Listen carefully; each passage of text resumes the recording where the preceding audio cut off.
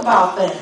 How many of us start our relationships so afraid that the person is not going to accept you for who you are that you fudge it a little bit? You fudge it a little bit. And everybody does it. You know, somebody hollers through the door, me. You know, honey, everybody can raise their hand. Because I remember a comedian once said when you first meet somebody, you're meeting a representative. Remember Chris Tucker said that? He said when you're meeting the representative, it's only after you've been with them for a while that you end up meeting a real person. And you know, a woman gets ready to go out for a date, she puts on her best dress, she picks out the perfect cologne, her shoes match, even her toenails are polished, and you're not even going to see her feet that night. So she's putting on her best, and the guy, he puts on his suit, he's ironing, he's got creases in the pants. Y'all know what you're doing, right? Putting on your best. Take it to a nice restaurant. Have to probably call up a friend, look it up, because he don't normally go there. Okay? And the next thing you know, you fall in love after 1 or 2 days, because like I said, you're sitting across the table. That person's feeding you the answers. You're looking at that eyebrow when it raised. If you say the wrong thing, you say, I better change that answer and make it another way, right? And you are representing yourself in the best possible manner. Then when you get comfortable with the person, before you know it, you're not worried about the cologne anymore. They're with you all the time, so you save the cologne for your good outfit. Okay? You save the nice clothes for when you're going out to a special event. Am I right? You know I'm right? Yeah. Everything, the best stuff gets saved for later, for everybody else instead of your mate. My Lord. And that's who really you should be doing all of the best for. Sure enough. You know, we get dressed up for the date, the women, present ourselves the best way we can, and then a year into the marriage, you just giving them whatever. Preach. Rollers. Giving them whatever. Hair rollers. Right. You got your hair did. Looking good for everybody else. You walking around your man with rollers in your hair. And you wonder why he got an attitude. You can't do that. Your best belongs to him. That man who looks after you, takes care of you, provides for you, protects you. That's who you give the best to. Let the rollers go to the other folks. And the men, I can't eat all of you. Looking good, got the muscle thing going on. Next thing you know, a year later, you sitting in front of television set with a remote control. This is about how interesting, this is about the most you work your hands. Okay? That should be in the sex section too. About the most you work your hands is the remote control. And so you stop being interested to the woman. You know, you started out giving of yourself when you first started. And then as you get into the relationship, you stop giving. And that's when it starts to go south. And you have to remember that you have to focus on giving to the man. I got a secret for you guys. And this is why I love the men's conference, because I don't know if you've heard this before, but men, if you treat your woman, this is what I know for sure. If you treat your woman like your 3-year-old daughter in every way, except in the bedroom. That's the only time she becomes your equal. She ain't 3 years old in the bedroom. Okay, y'all? But in every other way, you treat her like your 3-year-old daughter, you will have a woman that adores you for life. Come on now.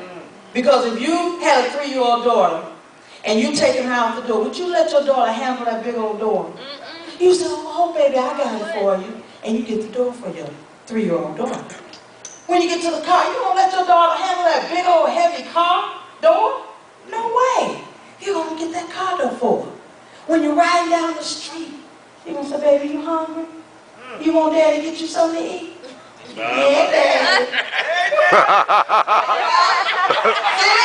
See how it's working? You feel it now. Everybody feeling it now. See how it's working? That's right. That's working. See how it's working? That's how you're going to talk to your woman. Tell daddy what you want. I like that. And if you treat her like she's going to do? She's going to act like the average 3-year-old daughter about her father who says, my daddy can't do no wrong. I know that's right. Come on. That's right. I used to call my brother got a big old head. I used to tell his daughter, your daddy got a big old head. Then what you talking about my daddy? She ready to fight me about her daddy big old head. Now it was true, daddy got a big head, but you better not tell her that. And that's how that woman will protect you, black man. That's how he'll protect your honor. Y'all listening? Okay? When you are doing that, treating that woman like that, because your 3-year-old daughter, do you ask your 3-year-old daughter to go out and get a job and help you take care of her? Do you? Well, I'm going to keep it real. Because we act like we don't understand what's happening in this world here, where we have all these divorces. And back in the day, men used to pride themselves on taking care of their woman. Well, I take care of my woman. I gotta go, I take care of my woman. And so that's how, if you take care of your woman, she's not going anywhere. Do you seriously think that she wants to leave a good man, a protected man, to go out here to be single, to be one of the statistics of the 10 women to every man that's out here? Do you really think she's running towards that? I'm here to tell you, there are 5 areas that you need to satisfy to take care of a woman. Y'all ready? Yeah. Because I don't see no pennies and pieces of paper up in here. I hope you have a good memory, because I don't see nobody writing anything down. They don't believe you. They don't believe me? I'm here to tell you. I've been married 4 times, y'all better listen. All right. Better listen. I can tell you how to get married. I may not be able to tell you how to stay married. I'm God's son. I can do a course on how to get married in 30 days, okay? I can tell you how to do a wedding for $14.95.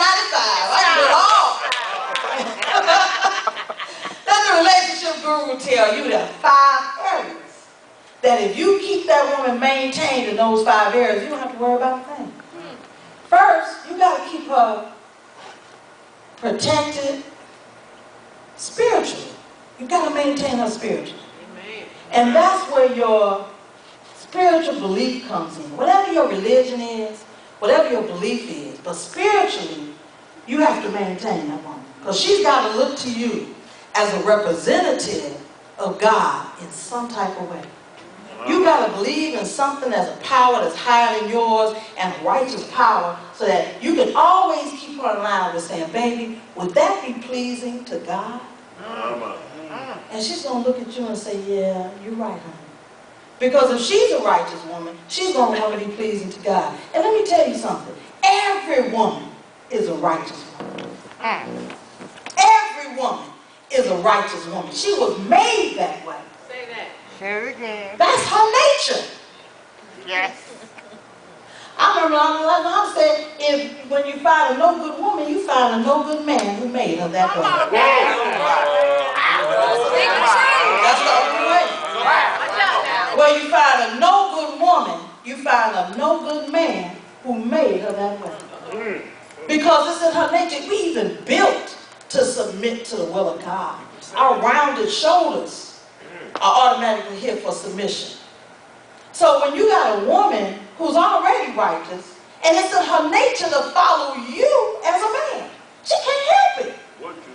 That's in her nature. If your woman's not following you, then you need to check yourself as a leader. Because she can't help but follow you. That's her nature. Now, you can teach a dog to meow, but when he gets mad, he's going to bark. He's going to say woof when he gets mad. So the woman's nature is to follow you. Now, if you're doing wrong by her, you're teaching her to do something else. Okay? But when she gets mad, she's going to go into her nature. And that's why y'all call that nagging. Y'all call that nagging. Why are you nagging so much? Let me tell you what nagging is. Nagging is an unfulfilled request. Did you hear that? Nagging is an unfulfilled request. You always tell me take out the garbage on Tuesday. Well, if you take it out. My God. It's real simple. Isn't that easy? That's an unfulfilled request. So you have to